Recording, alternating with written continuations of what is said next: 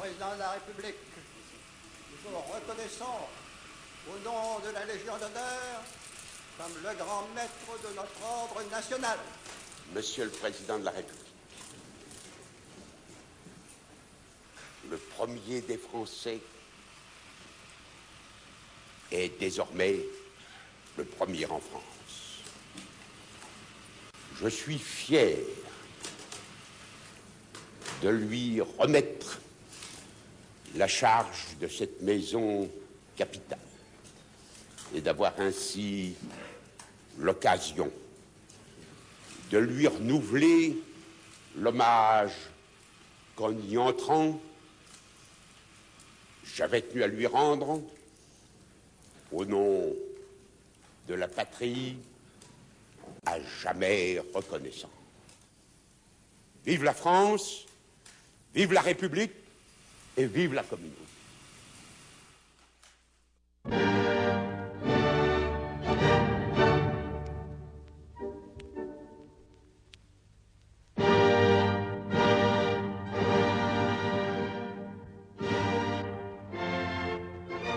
Ce soir, c'est la grande nuit de l'opéra. Et ce jour du 19 décembre 1958 s'inscrira dans l'histoire de l'opéra comme une date très importante, car cette grande nuit de l'opéra attire à l'opéra tout ce qu'il y a de célèbre, de brillant à Paris. Et l'éclat de cette réunion sera rehaussé par la présence, pour sa dernière sortie officielle, de Monsieur le Président de la République. Vous le savez déjà, car on en parle depuis longtemps, ce soir, à la grande nuit de l'opéra, la Calas va chanter.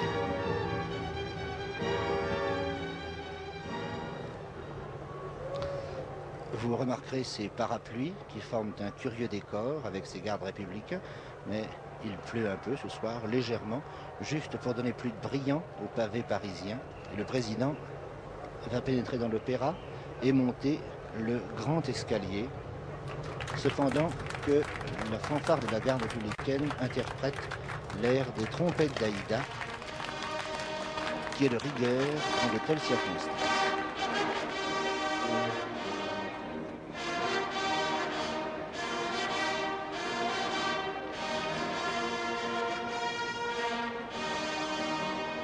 Et le président de la République entre dans sa loge.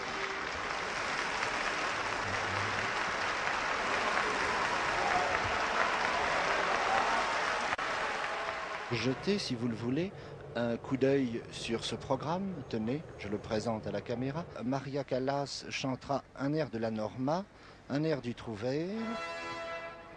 Mais voici tout d'abord l'ouverture de La Force du Destin de Verdi.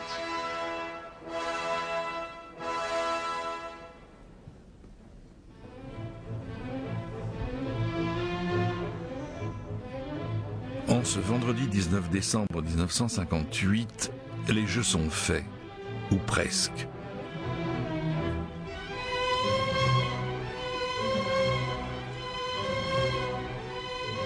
Le gala de l'Opéra de Paris a l'allure, malgré les sourires, d'une grande messe d'enterrement, celui de la 4e République. Chacun sait que, dans 2 jours, le général de Gaulle sera élu le premier président de la 5e. Ce soir, le général ne s'est pas mêlé au tout Paris. Il médite et se remémore. Au cœur de la crise, le solitaire de Colombey les 2 églises est revenu en sauveur. Alger l'a plébiscité, la métropole s'est ralliée. Je vous ai compris.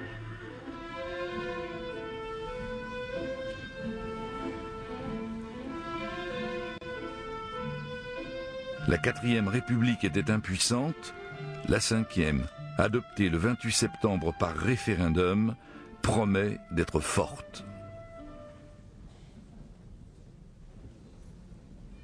Et une immense espérance s'élèvera sur la France, peut-être, et je le crois, est-elle déjà levée. Vive la République, vive la France!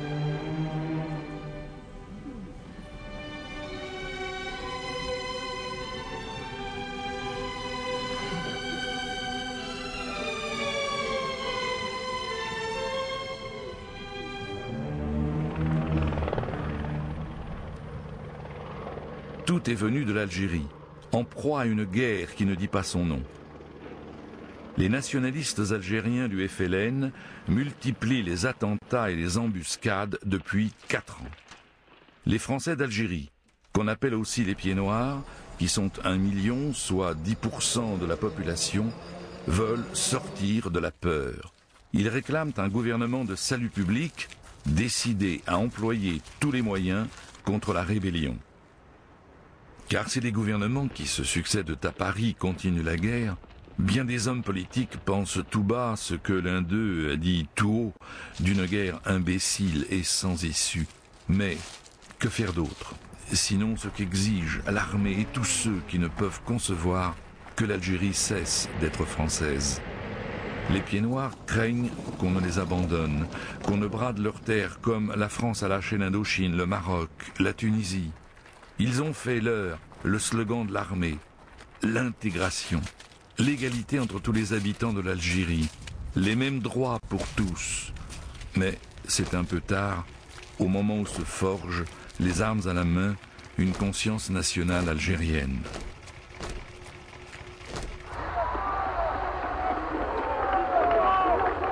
L'angoisse fait naître la colère. Manifestations, défilés, meetings, chants collectifs, serments, menaces. Paris est désavoué. Un slogan a pris force peu à peu. L'armée au pouvoir. Un autre, plus discret, appelle le retour du général de Gaulle. Tous réclament la fin de la valse des gouvernements reposant sur des majorités fragiles et instables. Depuis ses débuts, la 4e République a épuisé 20 gouvernements, soit une durée moyenne pour chacun d'eux de 6 à 7 mois. Le système parlementaire français est à bout de souffle.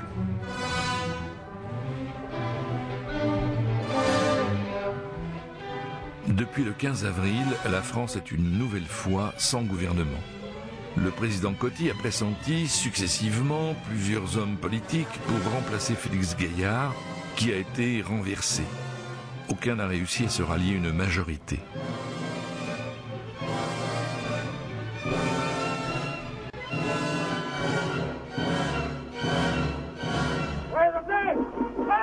Le ministre résident en Algérie, Robert Lacoste, membre du gouvernement démissionnaire, doit quitter Alger au début de mai. Ce socialiste, chaud partisan de l'Algérie française, veut affirmer, avant de rentrer, sa solidarité avec l'armée et les Français d'Algérie. Bientôt, il aura une formule choc en parlant de la menace d'un Dien Bien Phu diplomatique. La médaille du mérite militaire qu'il reçoit des mains du général Salan le 8 mai illustre la contradiction d'un parti socialiste entre son anticolonialisme doctrinal et son nationalisme au pouvoir.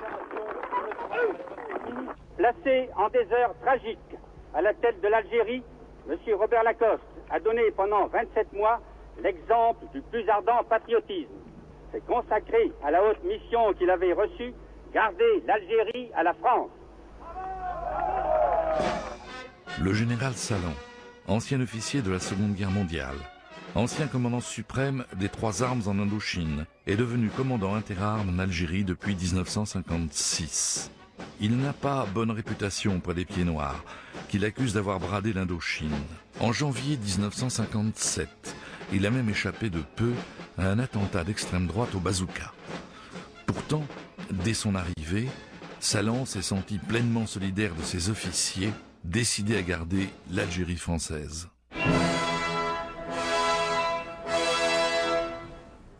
Le 10 mai, lugubre nouvelle. 3 soldats français du contingent détenus par le FLN en Tunisie ont été passés par les armes au mépris des lois de la guerre dans l'engrenage infernal des représailles. La colère redouble à Alger. Un hommage solennel aux 3 fusillés est décidé pour le 13 mai. Mais ce 13 mai sera aussi la grève générale lancée en Algérie par les associations patriotiques et les anciens combattants contre la désignation à la présidence du Conseil de Pierre Fimelin, considéré à Alger comme un homme prêt à lâcher l'Algérie.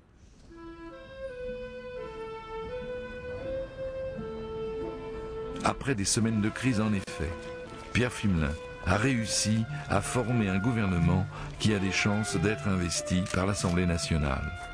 Maire de Strasbourg, sérieux, intègre, il préside le MRP, Parti démocrate chrétien, qui a souvent partagé le pouvoir avec le Parti socialiste depuis la Libération, dans ces coalitions de troisième force qui ont navigué vaille que vaille entre les récifs communistes et gaullistes.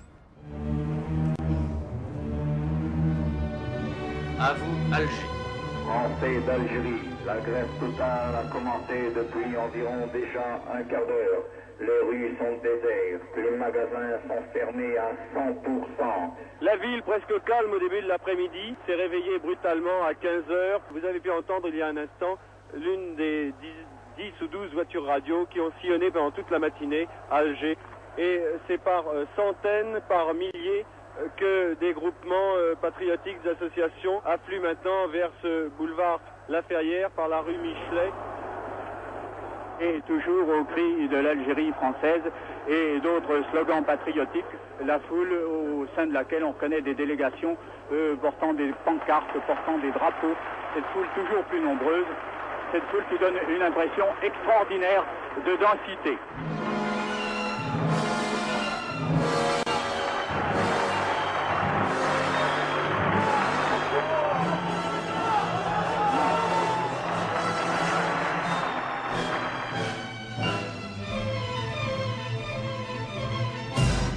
Dans son discours d'investiture, Fimelin s'efforce de corriger l'image qu'on a diffusée de lui en Algérie depuis qu'il a osé, dans une interview donnée à un journal d'Alsace, prononcer le mot tabou de « pourparler » avec les rebelles. Alger rejette furieusement Fimelin, le bradeur, et Fimelin à Paris veut rassurer. L'Algérie restera française. À Paris, c'est dans la rue que les Pieds Noirs et l'armée ont leur plus fidèle soutien. Ils sont 2000 environ à défiler derrière le lieutenant Jean-Marie Le Pen, élu député poujadiste en 1956. Après avoir rendu hommage sous l'Arc de Triomphe aux 3 soldats fusillés, les manifestants descendent l'avenue des Champs-Élysées en direction de l'Assemblée nationale. Ils crient « À bas le régime, à bas la République !» sans pouvoir atteindre le Palais Bourbon. Puis, en scandant la France, l'Algérie française, la foule descendit les Champs-Élysées en direction de la Chambre des députés, fractionnée d'ailleurs sans incident par des barrages successifs, car je n'ai pas besoin de vous le dire, le service d'ordre avait été prévu, très important.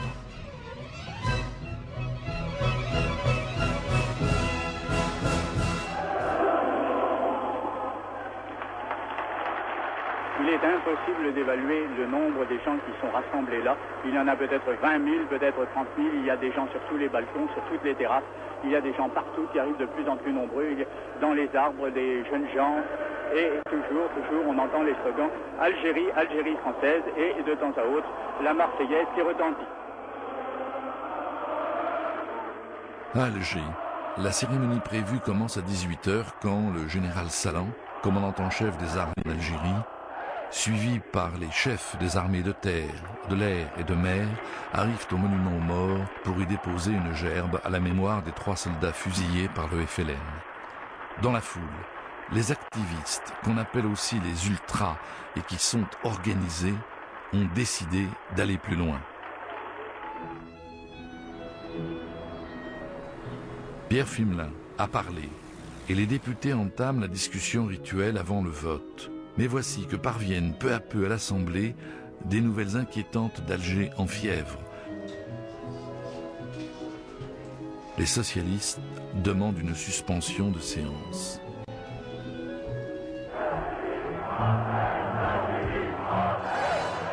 Après la cérémonie, quelques poignées de manifestants, des jeunes gens pour la plupart, entraînés par des meneurs, se sont lancés à l'assaut. L'expression n'est pas trop forte, à l'assaut du ministère de l'Algérie.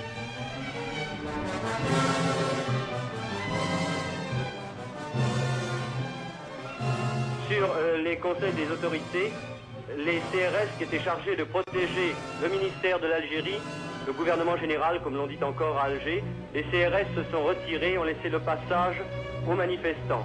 Plusieurs centaines de jeunes gens ont gravi à toute allure les escaliers, sont arrivés dans les bureaux, ont pénétré dans les bureaux, ont forcé les portes et actuellement ils jettent par la fenêtre toutes les archives du ministère de l'Algérie. Ils ont envahi les terrasses, ils brandissent le drapeau tricolore et la foule d'en bas les acclame. Ils sont des centaines et des centaines à revenir. La foule qui avait commencé à se disperser revient maintenant et afflue et entoure le gouvernement général où le cordon de troupes et le service de sécurité est nettement insuffisant à l'heure actuelle. On ne sait pas comment cela va se terminer. Eh bien, je pense que ces jeunes manifestants auront quand même la sagesse d'arrêter là cette manifestation qui est pour le moins intempestive après la cérémonie à laquelle nous avions assisté, à laquelle la population avait tout entière rendu un pieux hommage aux 3 jeunes militaires français qui, vous le savez, ont été assassinés par le FLN. La manifestation officielle a été débordée par un groupe d'ultras derrière Pierre Lagaillarde, président de la Corpo des étudiants en droit d'Alger, qui entraîne la foule à l'assaut du ministère de l'Algérie, qu'on appelle toujours le GG, le gouvernement général. À 19h15, le général Massu qui arrive est accueilli au cri de « Massu, au pouvoir !» Chef des paras, il est populaire entre tous pour avoir su, l'année précédente, gagner la bataille d'Alger, c'est-à-dire éradiquer de la ville le terrorisme. Massu ne fait pas de politique. Gaulliste de cœur, il n'est d'aucun complot, du moins jusqu'à ce jour. Il s'irrite du chambardement, mais, impuissant à rétablir l'ordre, il accepte de présider le comité de salut public que les chefs des insurgés viennent de constituer. Audacieux, Massu donne lecture du télégramme qu'il a envoyé au président de la République, exigeant, lui, général Massu, la création d'un gouvernement de salut public, seul capable de conserver l'Algérie, partie intégrante de la métropole. Cette fois, l'armée a cessé d'être la grande muette. Le comportement de Massu met l'Assemblée nationale en ébullition. Fasciste, abat les factieux, vive la République, mais aussi Algérie française. Les cris volent d'un banc à l'autre. Dans un dernier discours avant le vote, Fimelin appelle à l'unité nationale pour éviter la guerre civile. Il semble entendu car à 1h30 de la nuit, il est investi par 274 voix contre 129. Les 150 députés communistes ont renoncé à s'opposer. Ils s'abstiennent pour défendre la République. À Alger, l'investiture de Fimelin, le mal-aimé, est conspuée par la foule, toujours rassemblée sur le forum. L'insurrection du 13 mai n'a pu empêcher l'investiture de Pierre Fimelin, mais l'armée, avec Massu, a pris parti, tandis que Salan, qui a les pouvoirs, est resté muet. C'est la menace d'une sécession entre l'Algérie et la métropole, entre l'armée et le gouvernement. Officiers généraux, officiers, sous-officiers, caporaux et soldats servant en Algérie, gardiens de l'unité nationale, je fais appel à votre patriotisme et à votre bon sens. Tout manquement à la discipline ne peut profiter qu'à ceux qui nous combattent. Chef des armées, en vertu de l'article 33 de la Constitution, je vous donne l'ordre de rester dans le devoir, sous l'autorité du gouvernement de la République française.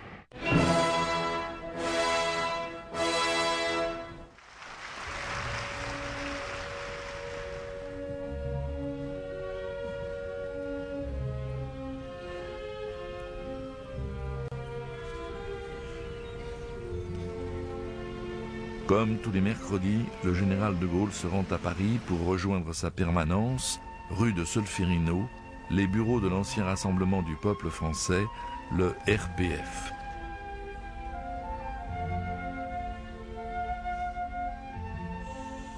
Matignon, ce matin, premier conseil restreint du gouvernement Fimelin. Le gouvernement enfin trouvé, après avoir été présenté au président Coty, prend les premières mesures. Les insurgés doivent rentrer dans le rang. En Algérie, le gouvernement a chargé le général Salan, commandant supérieur des troupes, de maintenir l'ordre à Alger et d'y assurer la protection des biens et des personnes. Le gouvernement ordonne aux autorités civiles et militaires de n'obéir qu'au gouvernement de la République, autour duquel doit être maintenue l'unité de la nation.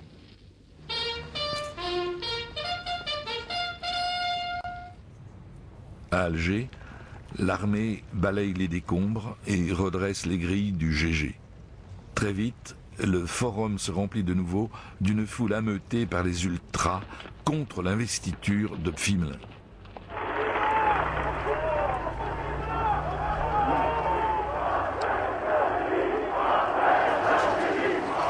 Il y a peut-être du nouveau depuis, il y a même sûrement du nouveau depuis. M. Soustel, André Maurice, Georges Bidault et Duché ont signé un manifeste réclamant un gouvernement de salut public. Les républicains sociaux ont demandé qu'il soit fait appel à l'arbitrage du général de Gaulle. Mais celui-ci, qui était à Paris aujourd'hui, comme tous les mercredis, n'a fait... Je m'excuse, Jean Fèvre, je vous interromps. On me fait signe. J'ai prévenu tout à l'heure que nous aurions peut-être une déclaration en direct de M. Pflimlin. Je pense que c'est... Le gouvernement, investi la nuit dernière par l'Assemblée nationale, s'est immédiatement préoccupé de faire face à la situation créée par les troubles d'Alger. Il apparaît qu'aux yeux des Français d'Algérie, les intentions du gouvernement ont été systématiquement déformées. On l'accuse faussement de vouloir pratiquer en Algérie une politique d'abandon.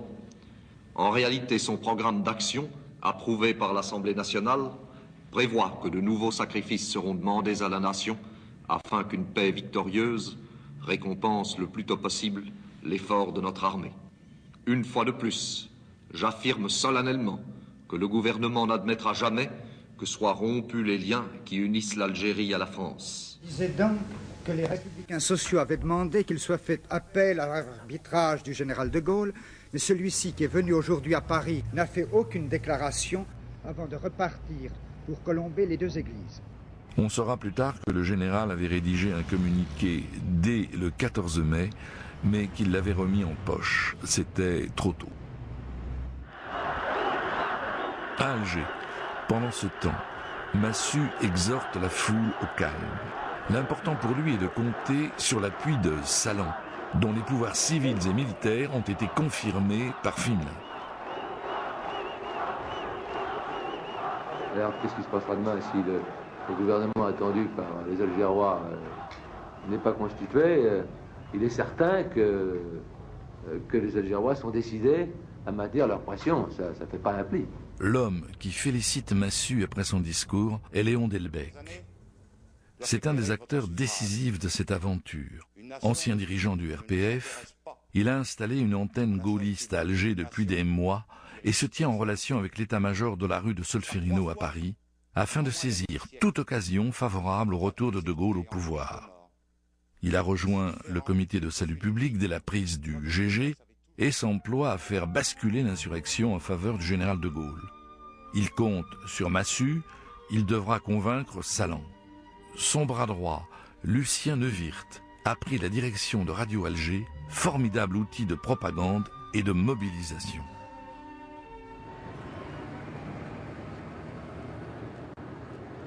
Les rues de Paris résonnent de cris opposés.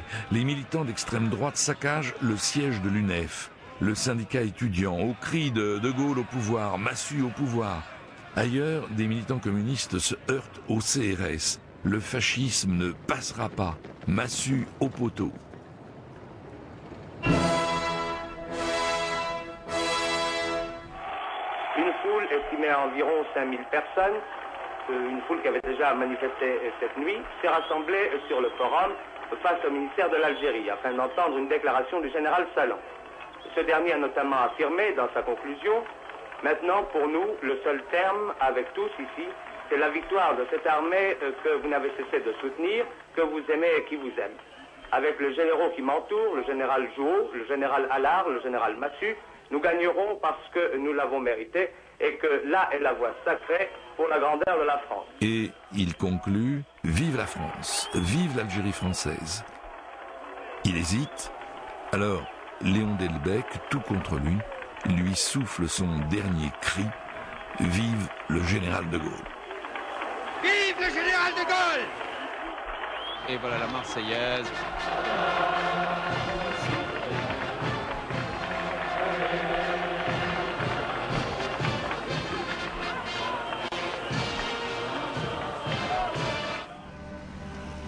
Le cri de Salan est inouï. N'est-il pas le représentant officiel du gouvernement en Algérie? À l'Assemblée, certains réclament l'inculpation de Salan. D'autres défendent un appel à De Gaulle. En ce 15 mai, à 17h, nouvelle bombe. À 17h, le lieutenant-colonel de Bonneval, officier d'ordonnance du général, a porté à Paris le texte de la déclaration suivante. La dégradation de l'État entraîne infailliblement l'éloignement des peuples associés, le trouble de l'armée au combat, la dislocation nationale, la perte de l'indépendance. Depuis 12 ans, la France, aux prises avec des problèmes trop rudes pour le régime des partis, est engagée dans un processus désastreux. La guerre, le pays dans ses profondeurs, m'a fait confiance pour le conduire tout entier jusqu'au son salut. Aujourd'hui, devant les épreuves qui montent de nouveau vers lui, qu'il sache que je me tiens prêt à assumer les pouvoirs de la République. Une interminable ovation accueille la lecture par Delbecq de la déclaration de De Gaulle. La rébellion, justifiée, reprend force. De Gaulle a employé le mot « salut » qui fait écho au mot clé du comité de salut public. En métropole, 2 généraux, Schall et son adjoint Martin, ont fait état du divorce croissant entre l'armée et les institutions républicaines. Le ministre de la Défense les limoge sur le champ. En réaction à la déclaration de De Gaulle, Guy Mollet et le Parti socialiste apportent leur appui à Fimelin. Fimelin propose alors aux socialistes d'intégrer son équipe. Guy Mollet devient vice-président du Conseil, véritable numéro 2 du gouvernement. Max Lejeune devient ministre d'État et Jules Mock retrouve le ministère de l'Intérieur, une nouvelle fois vigie aux heures de tempête. La République saura-t-elle se défendre?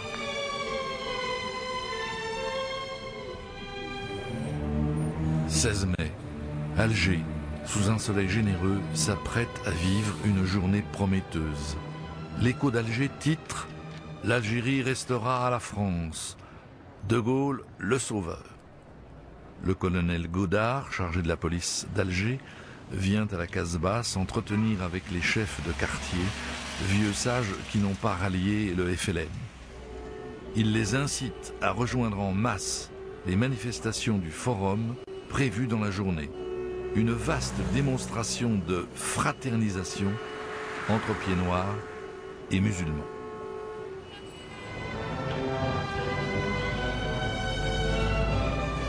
À 10h, le général Elie, chef d'état-major de toutes les armées, remet sa démission au ministère de la Défense, puis à Matignon. Il entend ainsi protester contre la mise à l'écart des généraux Schall et Martin. Fimelin lui demande de rester encore 24 heures. Elie refuse.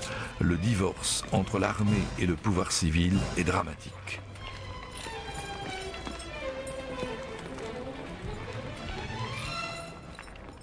Le gouvernement a décidé la dissolution d'un certain nombre d'organisations subversives. Il a décidé par ailleurs de déposer un projet de loi instituant dans la métropole l'état d'urgence. Ce 16 mai, l'Assemblée débat sur l'institution de l'état d'urgence réclamé par Fimelin.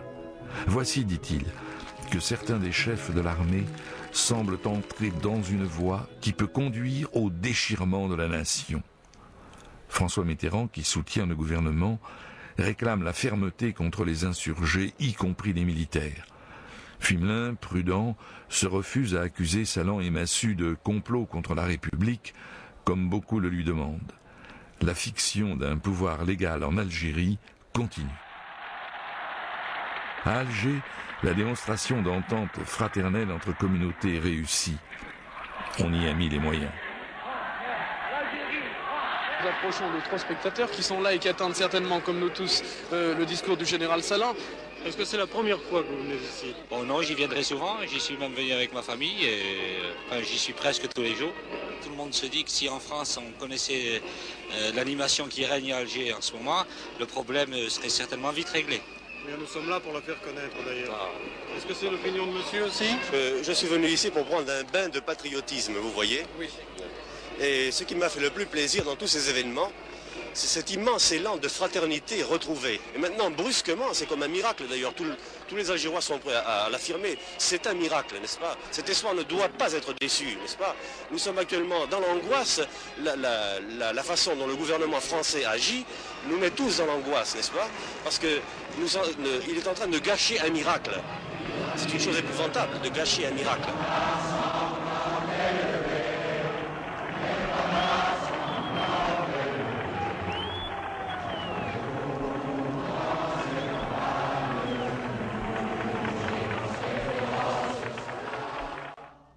Tandis qu'à l'Assemblée nationale, l'état d'urgence est voté, y compris par les communistes, à Colombey, le fidèle Jacques Foccart tient au courant le général, au cours d'un dîner, de l'action des réseaux gaullistes à Alger et à Paris, en vue de son retour au pouvoir.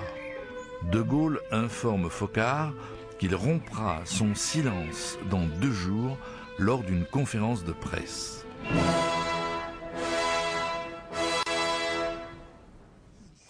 Une des grandes figures de l'Algérie française est l'ancien gouverneur général Jacques Soustelle, qui, lors de son mandat en Algérie en 1955, bouleversé par les attentats perpétrés contre des civils, a pris fait et cause pour les plus chauds partisans de l'Algérie française. Grand ethnologue, spécialiste des Aztèques, député de Lyon, fervent gaulliste, il est attendu à Alger par Delbecq et les Pieds Noirs pour prendre la tête du mouvement. Après être resté à Paris pour voter contre Flimelin, il veut regagner l'Algérie. Interdit de s'y rendre, il réussit à tromper la vigilance de la police, gagner Genève dans un coffre de voiture et de là s'envoler pour Alger où il atterrit vers 13h.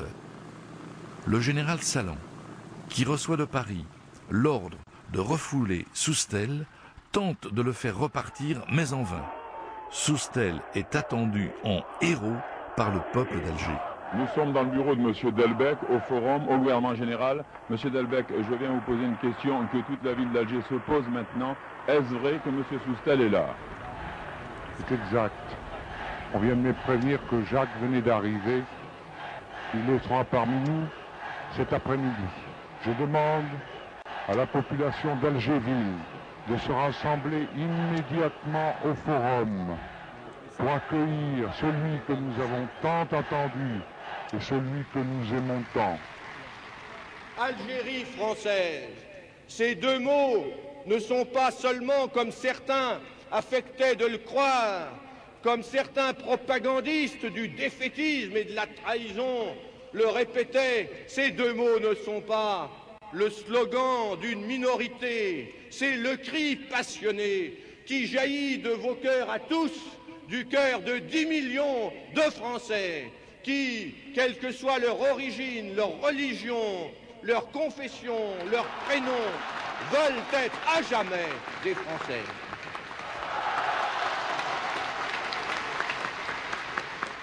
Soustelle s'installe dans son ancien bureau et, après une conférence de presse, téléphone au général « La voie est libre pour vous ». La réaction de Paris ne se fait pas attendre. À l'heure même où tant de nos fils sont engagés sur le sol algérien et où tant de familles sont inquiètes, des événements graves se sont produits. Des comités irresponsables se sont arrogés des pouvoirs. Des hommes se sont dressés contre l'unité nationale et contre la République. Aucune défaillance ne sera tolérée. Chaque fonctionnaire est un citoyen mobilisé comme les autres pour la sauvegarde de nos libertés. Rien ne compte désormais que l'unité du pays et le salut de la démocratie.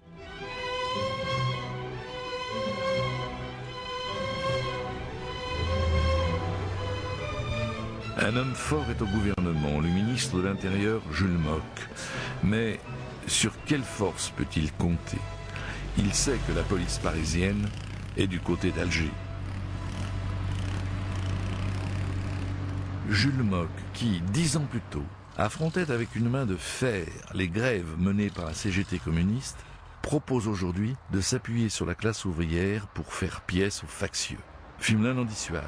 Pas de cadeau au Parti communiste. Aucune décision n'est prise. Tout le monde retient son souffle dans l'attente de la conférence de presse du général de Gaulle.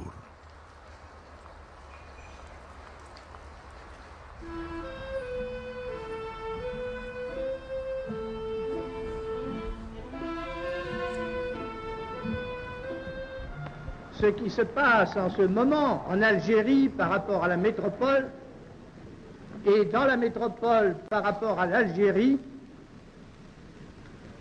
peut conduire à une crise nationale extrêmement grave. Mais aussi ce peut être le début d'une espèce de résurrection. Voilà pourquoi le moment m'a semblé venu où il pourrait m'être possible d'être utile, encore une fois, directement à la France, assumer, à se voir déléguer des pouvoirs exceptionnels pour une tâche exceptionnelle, dans un moment exceptionnel. Évidemment, ça ne pourrait pas se faire suivant les rites et la procédure tellement habituels que tout le monde en est excédé. Donc il faudrait adopter une procédure, elle aussi, exceptionnelle. Est-ce que vous garantiriez les libertés publiques fondamentales? Est-ce que j'ai jamais attenté aux libertés publiques fondamentales? Je les ai rétablies. Et y ai-je une seconde à tenter? Jamais. Pourquoi voulez-vous qu'à 67 ans, je commence une carrière de dictateur?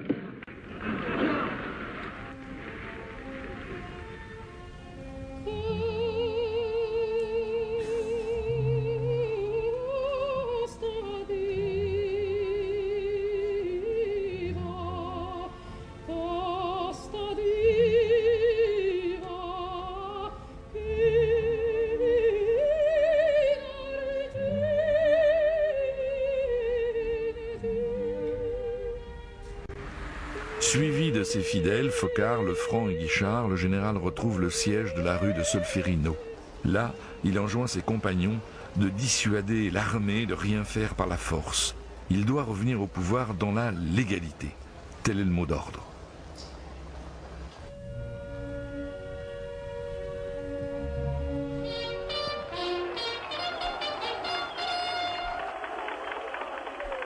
Les mots du général ont fait mouche en Algérie. Les chefs du mouvement insurrectionnel, confortés, canalisent l'enthousiasme des foules autour de la croix de Lorraine. Le symbole de la France libre est ainsi érigé en emblème de l'Algérie française. Elle sera désormais de toutes les manifestations qui vont se succéder quotidiennement dans toute l'Algérie, répercutées par les échos sonores de la radio de Lucien Neuwirth.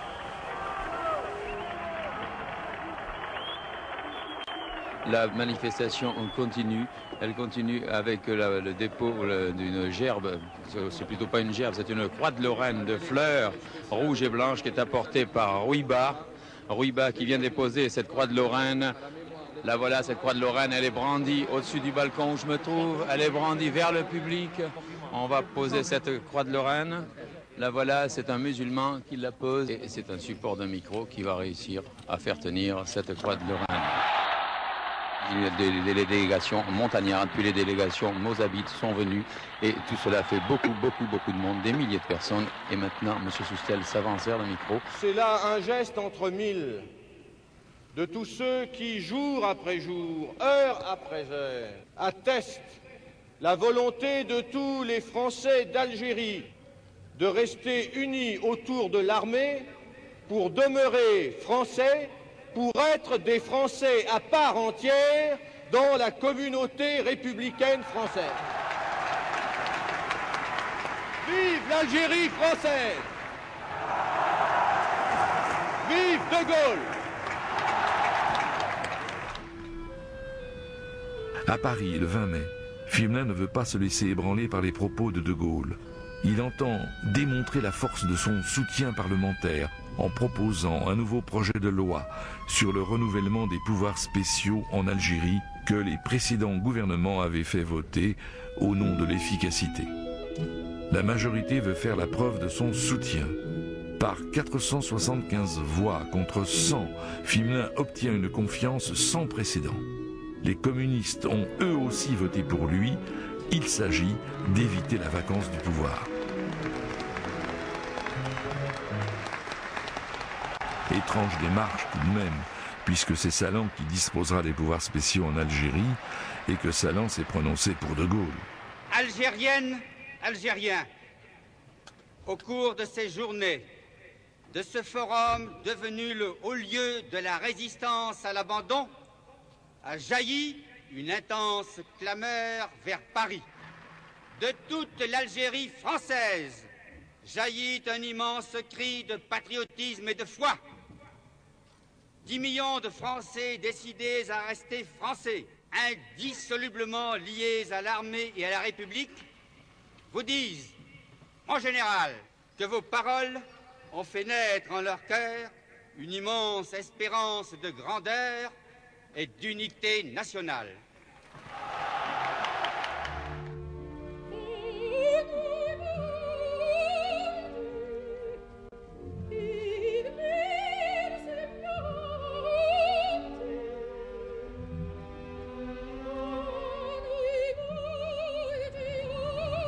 L'armée, dans l'intention de porter De Gaulle au pouvoir, met sur pied un projet d'intervention militaire, l'opération Résurrection, mot repris de la conférence de presse de De Gaulle.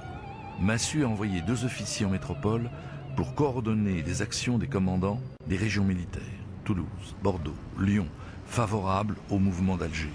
Ces émissaires prennent aussi contact avec les gaullistes de la rue de Solferino. L'un d'eux, Michel Debré, qui a reçu des hautes instances militaires l'assurance que l'armée, dans une parfaite unité, ira jusqu'au bout, a tracé la ligne. Notre succès est lié à la peur. Il faut maintenir cette peur jusqu'à la dernière minute. Les gaullistes souhaitent le retour au pouvoir du général dans la légalité. L'opération Résurrection, la menace du débarquement des paras en métropole, doit, avant tout, pour eux, agir comme un épouvantail, à moins que Fimelin, par son entêtement, ne provoque le coup de force. Cette fois, il propose une réforme de la Constitution. Je sais, par expérience, que nos institutions fonctionnent mal. Je sais que de grands changements sont nécessaires. Mais il faut que ces changements soient réalisés dans l'ordre et dans la légalité. Il ne serait pas admissible qu'une fraction de la nation prétende imposer sa volonté au pays tout entier.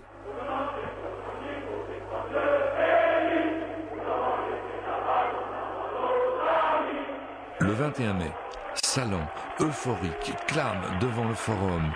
Du balcon du ministère, le général Salan devait conclure en affirmant « Dites-vous bien que nous sommes unis maintenant et qu'ainsi, indissolublement unis, nous remonterons ensemble les Champs-Élysées et nous serons couverts de fleurs. »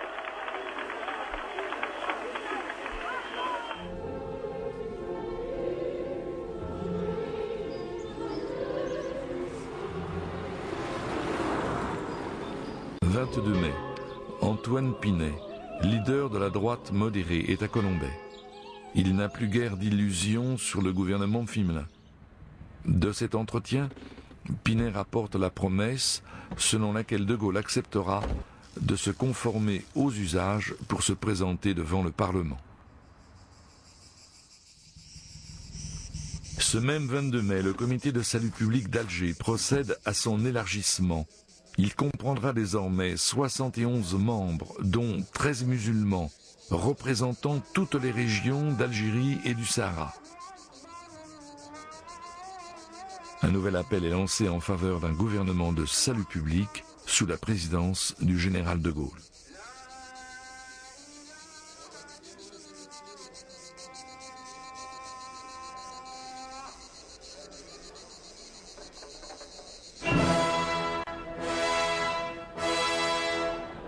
Ici Oran,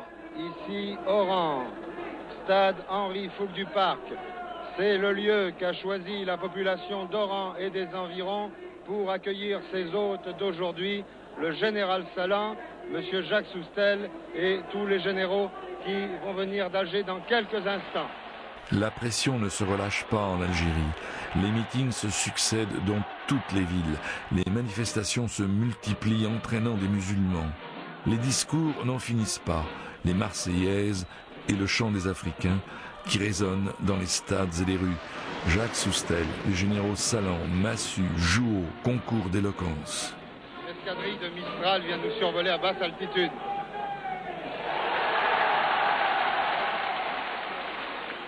De vos cœurs vient de monter un immense cri. Ce cri, qui est votre confiance en la France, se répercutera jusqu'à l'Arc de Triomphe. Et là-bas, on saura que tous unis ici, nous sommes farouchement décidés à maintenir l'Algérie française envers et contre tous. Algérie française, française Algérie. Aucun des chefs militaires d'Alger ne poursuit une ambition personnelle. Nous avons agi, poussés par la conviction que notre devoir était de canaliser le puissant sentiment de révolte qui secouait Alger et de le transformer en un mouvement fécondant d'union et de fraternité. L'histoire dira que c'est ici, sur le sol de l'Algérie française, que cette course aux abandons a été définitivement stoppée. Jamais, non, jamais, nous n'accepterons que l'Algérie cesse d'être française.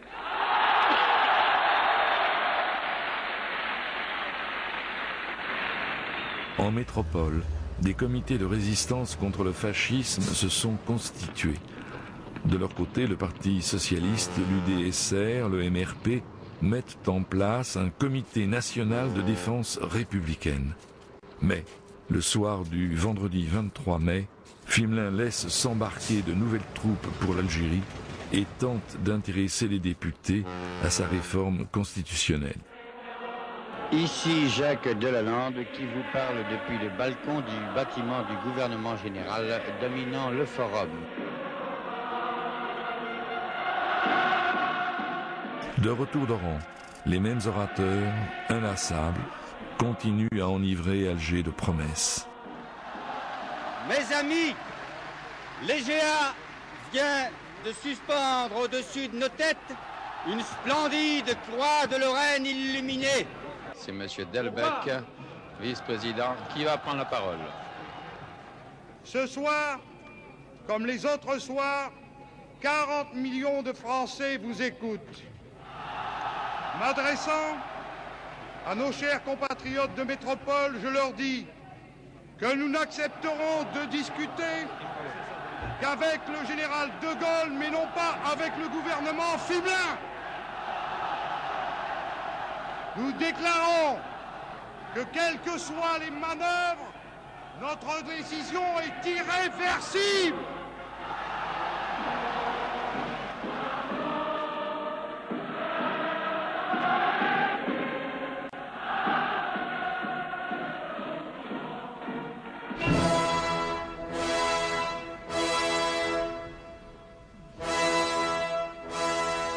Samedi 24 mai, samedi de la Pentecôte, au comité de salut public, une idée mûrie depuis quelques jours, prendre la Corse, le dernier coup de semonce envoyé à la métropole avant l'assaut final. L'île de Beauté avait été le premier département libéré lors de la Seconde Guerre mondiale, en 1943. Tout un symbole. Le comité de salut public d'Ajaccio a organisé une grande manifestation en faveur de Gaulle, avec la complicité passive des gendarmes et la complicité active d'un régiment de paras basé à Calvi. La préfecture d'Ajaccio est prise par la foule.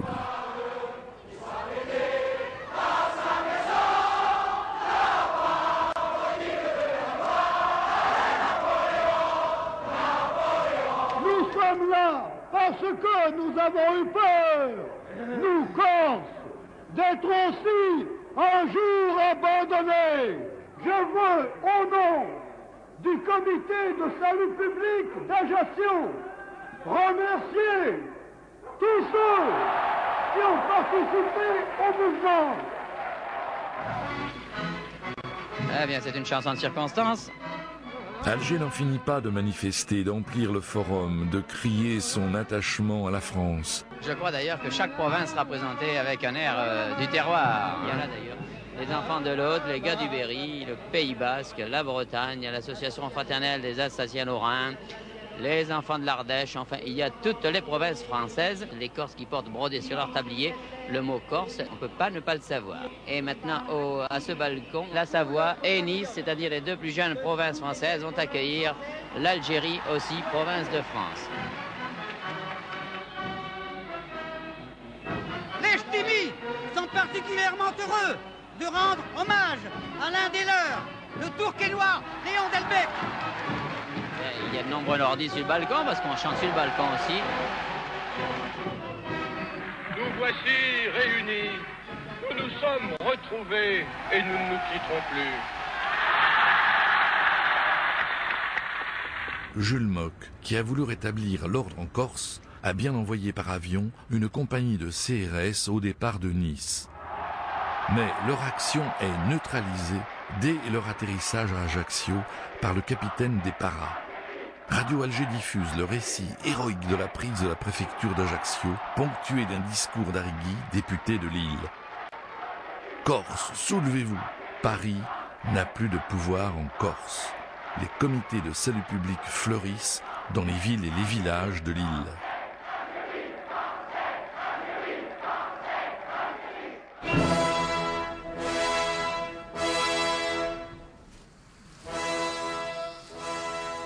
« 25 mai, dimanche de Pentecôte. En fin d'après-midi, Delbecq et le colonel Tomaso, dit Né de Cuir, ainsi que le directeur de l'Écho d'Alger, Alain de Sérigny, tous membres du comité d'Alger, débarquent en Corse où ils sont accueillis par le député Pascal Arrigui.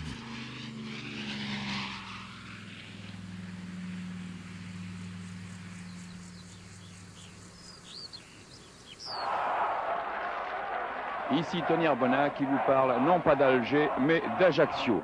En effet, nous sommes arrivés cette nuit dans cette coquette ville corse pour nous rendre compte aussi de l'enthousiasme qu'avait provoqué la formation du comité de salut public et aussi tous les événements que vous connaissez mieux que nous. Nous sommes en ce moment sur la place magnifique où se trouve le monument aux morts, magnifiquement situé avec la mer comme fond de cadre et évidemment une foule qui se presse autour de nous. Cette foule qui semble aussi enthousiaste que celle d'Alger, qui bénéficie, il faut le dire aussi, du même soleil et du même décor. Et toute la foule, en criant « Vive le général de Gaulle !» fait le signe du V avec les deux doigts écartés et scande le nom de Gaulle, de Gaulle. À Monsieur Jules Mock.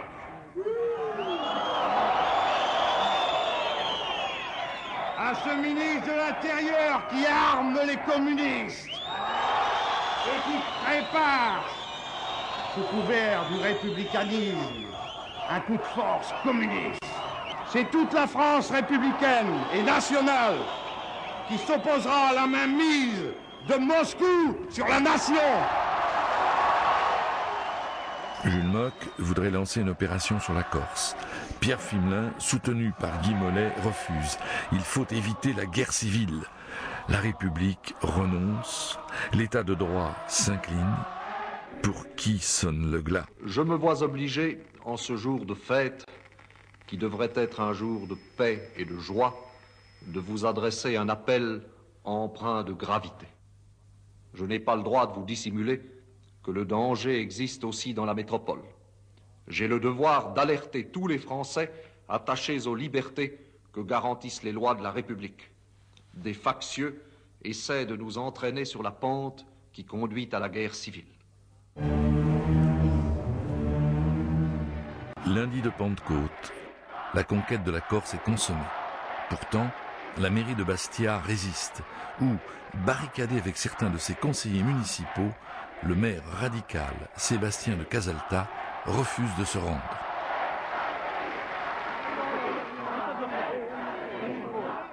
Casalta, après des heures de résistance, est délogé de sa mairie de Bastia. Accompagné de ses adjoints, il sort, drapé dans le tricolore, en chantant la Marseillaise.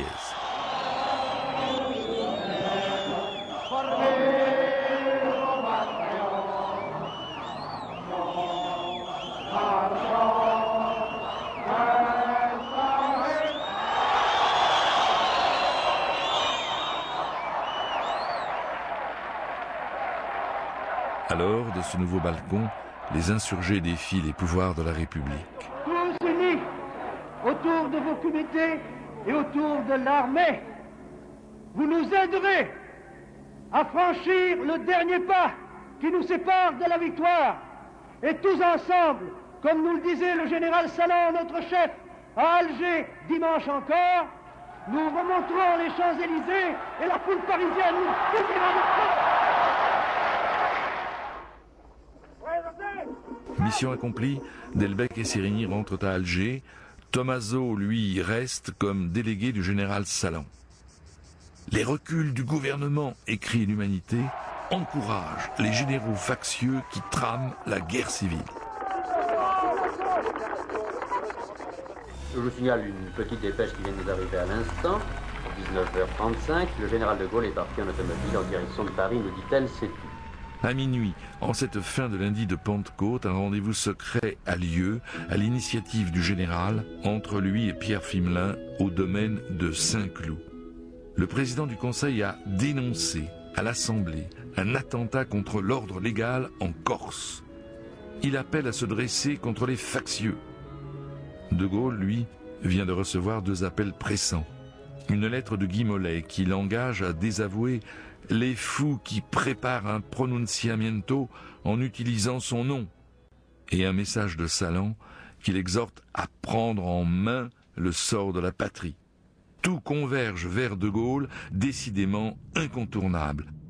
Fimelin, encouragé par Guy Mollet, a accepté de le rencontrer dans l'espoir d'obtenir de lui un désaveu de l'insurrection. En vain. Mais comment le général condamnerait-il ceux qui peuvent lui permettre de revenir au pouvoir?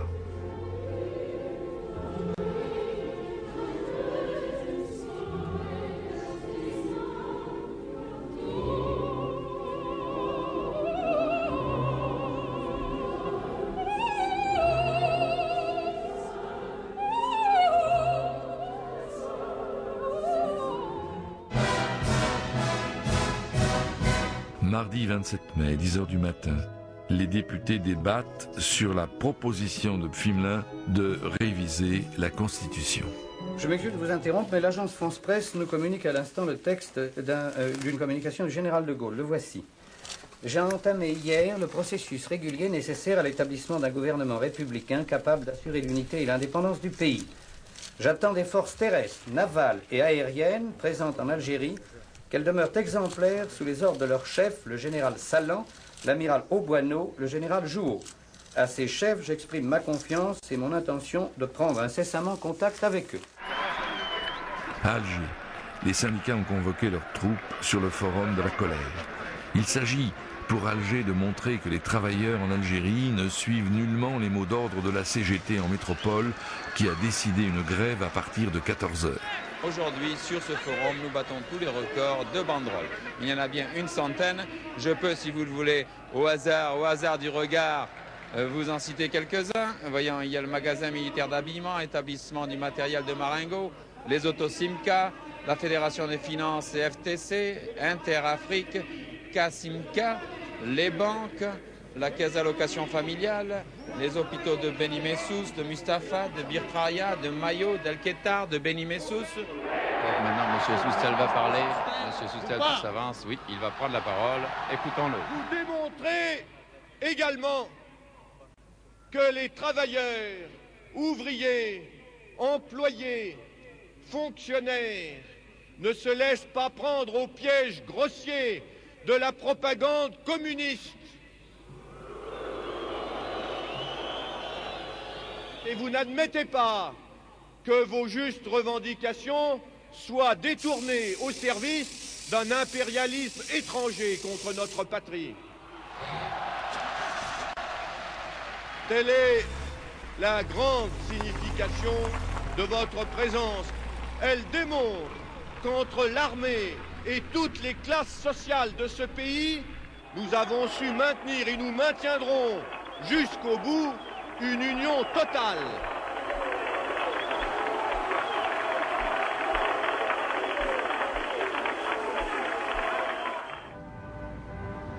À l'Assemblée, les débats sont perturbés par le communiqué du général de Gaulle qui assure avoir entamé le processus régulier nécessaire à son investiture.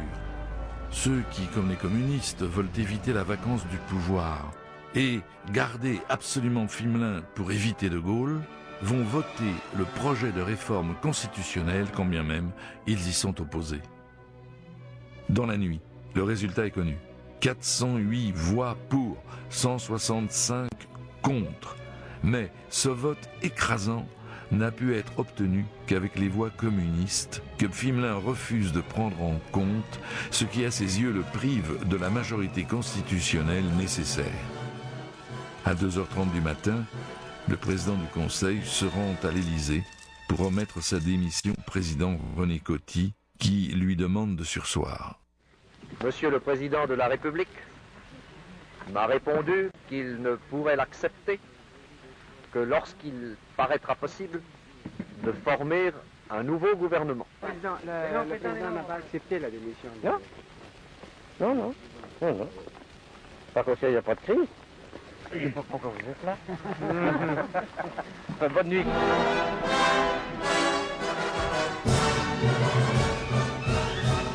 Mercredi 28 mai, 10h. À la demande de Gaulle, Salan envoie un mandataire d'Alger à Colombey, le général Dulac. Celui-ci informe le général des préparatifs de l'opération Résurrection, qui doit amener Salan et Massu à Paris, à la tête de leurs troupes. De Gaulle ne veut pas apparaître comme l'homme d'un coup de force militaire. Il garde ses distances. Mais il ne dissuade pas Dulac de faire maintenir la pression sur les parlementaires et l'opinion. Finalement, avec les gaullistes de Paris, Massu, Salan et autres organisateurs de l'opération Résurrection décident que l'intervention armée se fera dans 3 cas. Si De Gaulle n'est pas investi, si son investiture provoque de graves désordres, si les communistes tentent de prendre le pouvoir. Ce même 28 mai, à Paris, environ 200 000 personnes défilent de la Nation à la République. Les communistes se sont joints aux socialistes, aux démocrates chrétiens, aux radicaux mendésistes. Et il y a 35 minutes que la manifestation s'écoule devant moi, transportant des pancartes sur lesquelles sont inscrits, surtout en majorité, « Vive la République », députés ceints de leur écharpe en tête et chantant soit la Marseillaise, le chant du départ, et leurs cris, vous les entendez peut-être, le fascisme ne passera pas.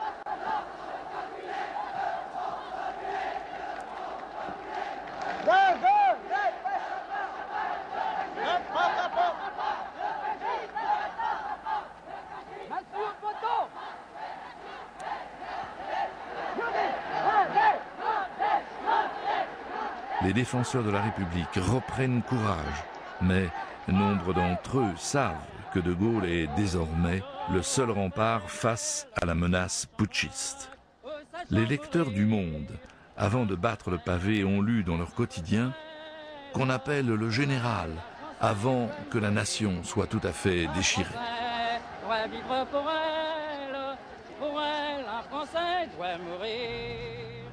En fin de soirée, à la demande de René Coty, De Gaulle s'est entretenu à Saint-Cloud avec les présidents de l'Assemblée André Leclerc et du Sénat Gaston Monnerville. Il veut les pleins pouvoirs avec mise en congé du Parlement, afin d'élaborer une constitution qui sera soumise au peuple. Leclerc se cabre, Monnerville objecte. Eh bien, déclare le général, si le Parlement vous suit, je n'aurai pas autre chose à faire que vous laisser vous expliquer avec les parachutistes et rentrer dans ma retraite en m'enfermant dans mon chagrin.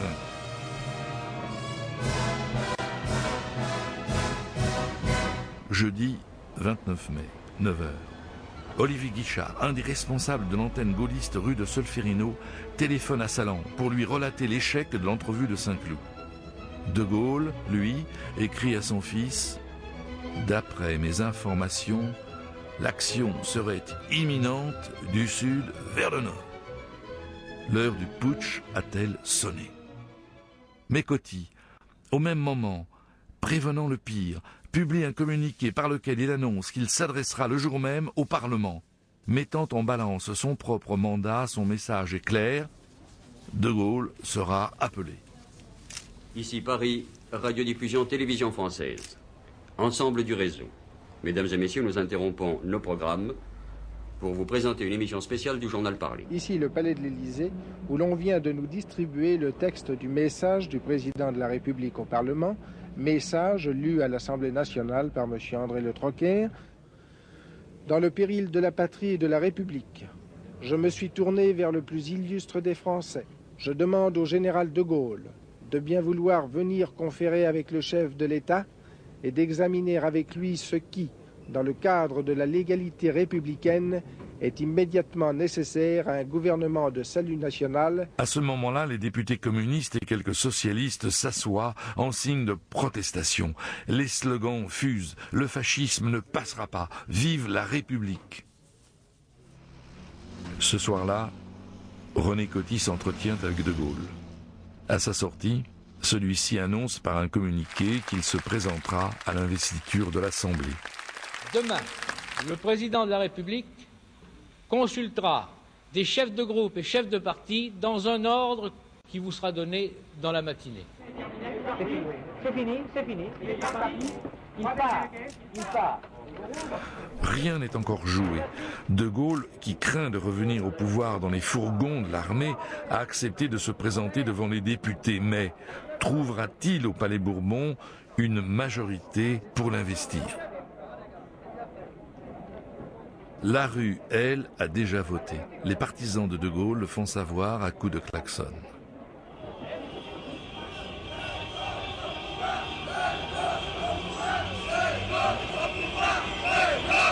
Ici, les Champs-Élysées, eh bien, il est 22h55 et une manifestation vient de passer.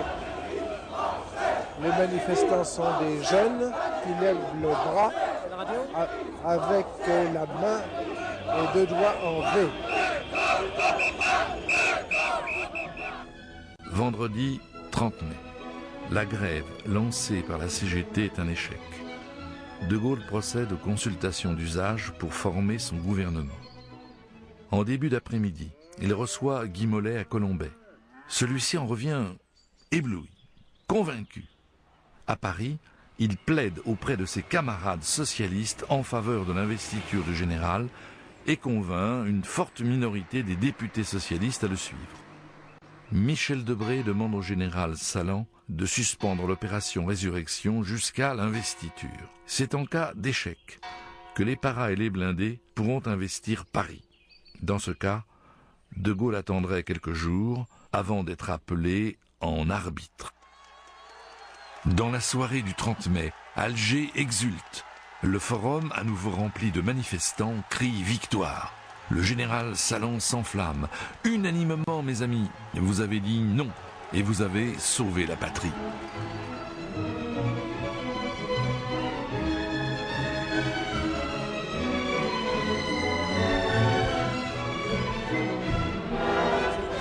À la même heure, à Paris, aux Champs-Élysées, partisans et adversaires de Gaulle en viennent aux mains. Les forces de police ne restent pas neutres et chargent sans état d'âme les manifestants de gauche. « 31 mai, vers midi. René Coty a rendu officielle la démission de Pierre Fimelin et la désignation du général de Gaulle à la présidence du Conseil.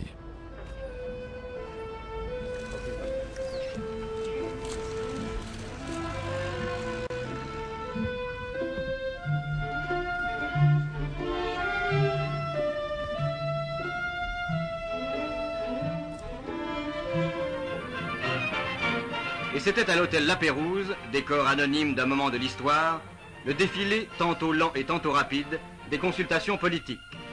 Le général s'entretenait avec Guy Mollet, avec Edgar Faure, avec Édouard Daladier, avec Georges Bidault, avec d'autres encore.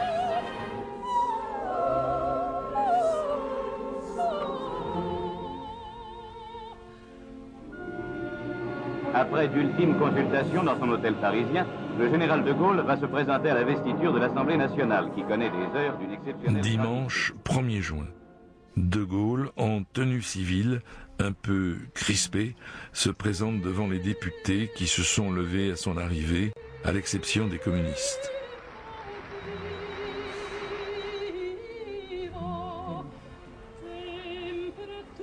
Dans son discours, le général annonce aux députés qu'il leur réclamera, s'il est investi, les moyens de mettre en œuvre sa politique, les pleins pouvoirs pour 6 mois et l'élaboration d'une nouvelle constitution qui sera soumise non au Parlement mais directement au suffrage universel. Là-dessus, le général quitte le Palais Bourbon sans s'attarder au débat qui suit. Mendès France, Mitterrand, une courte majorité de députés socialistes et des communistes disent non, mais une confortable majorité se rallie au général. C'est fini. Après son départ, l'Assemblée, par 329 voix contre 224, lui confie le gouvernement du pays. Le président Charles de Gaulle va présenter au président René Coty son ministère. Des têtes connues, le président Flimelin, son prédécesseur, le président Pinet, qui sera chargé de l'économie et des finances, puis des têtes moins connues, techniciens ou politiques. C'en est terminé des heures de crise. Peut-être eut-elle fini par emporter l'État. Charles de Gaulle porte aujourd'hui à nouveau le destin de la France.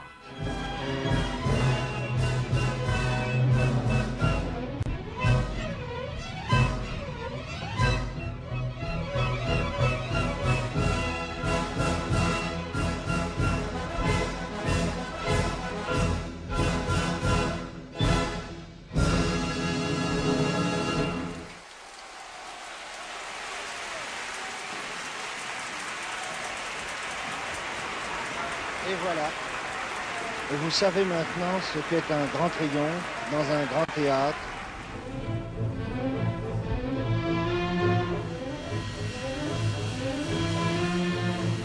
Investi par une assemblée plus résignée qu'enthousiaste, De Gaulle s'apprête à faire naître une nouvelle république. Son premier voyage est pour l'Algérie, où il se rend dès le 4 juin. Il y est accueilli en triomphateur, en sauveur ultime.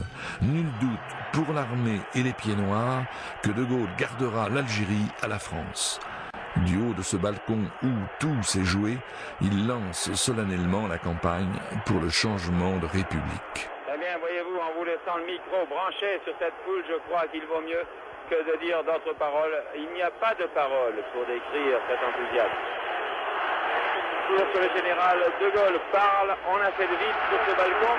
Et voici le général de Gaulle qui parle. Je vous ai compris.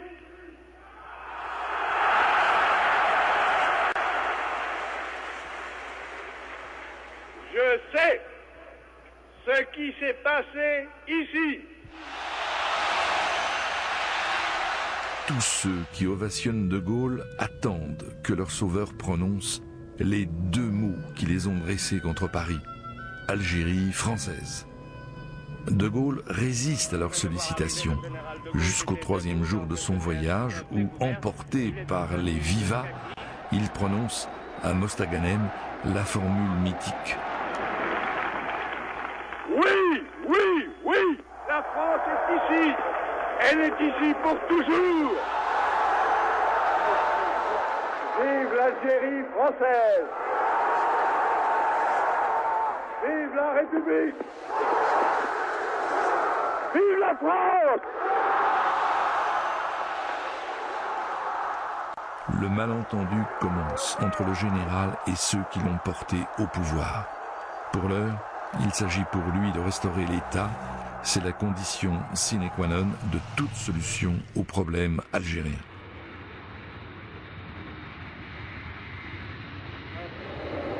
Écoutez l'avion du général de Gaulle qui quitte aujourd'hui, 6 juin, date doublement historique, le sol de l'Algérie pour retourner à Paris.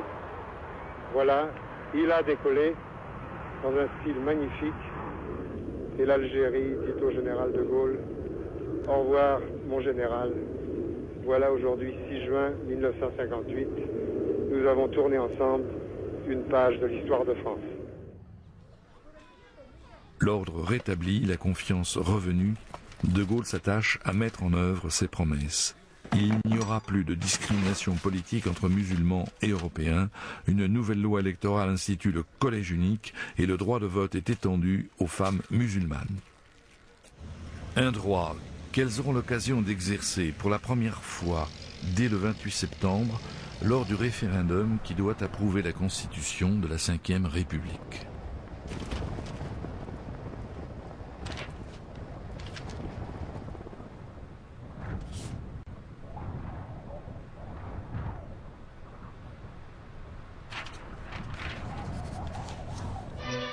Oui, depuis 8 heures ce matin, 26 millions de Françaises et Français ont commencé de voter pour la France métropolitaine. Ce jour-là, la télévision a mis tous ses moyens pour couvrir l'événement du matin au soir, de la première à la dernière minute. Elle montre en direct, devant les urnes, tous les acteurs de la crise qui a secoué la France au mois de mai. Coty à Paris, Soustelle à Lyon, Fimelin à Strasbourg, De Gaulle dans son village. Et le scrutin va maintenant vraiment se terminer d'ici 1 minute à 1 minute et demie. Il y a encore quelqu'un qui arrive. Jean, pardon, monsieur, est-ce que vous venez voter? Mais oui, monsieur. Vous avez juste le temps, monsieur, 1 minute et demie. Oui, pourquoi j'entends 10 heures qui Le président devrait normalement déposer. Messieurs, mesdames, veuillez voir, il n'y a plus que le temps. Monsieur le Président, voudriez-vous faire voir, s'il vous plaît, à la caméra de la télévision qu'il n'y a plus rien dans l'urne? Merci beaucoup.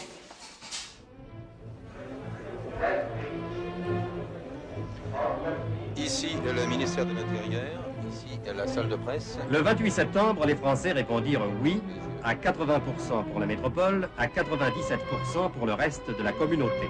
Jamais, dans les annales électorales, le nombre des abstentions n'avait été aussi faible.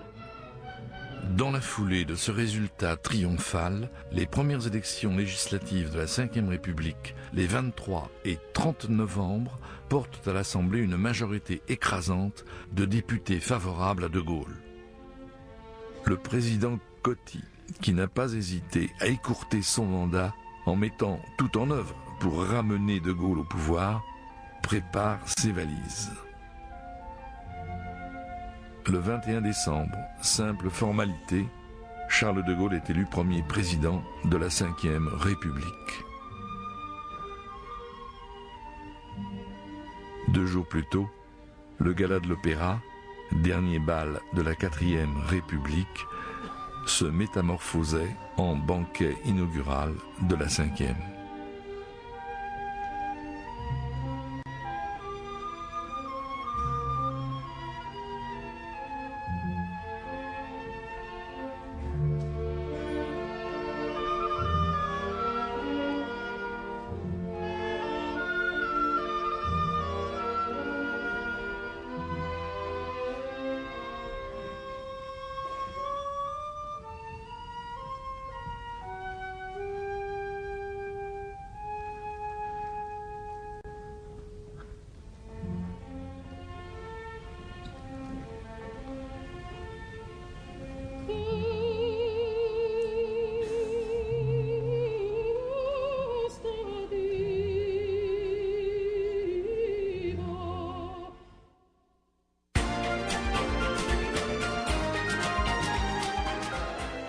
En plein cœur de la Défense à Paris, une curieuse chapelle tente de concilier les valeurs de l'Église à celles de l'argent.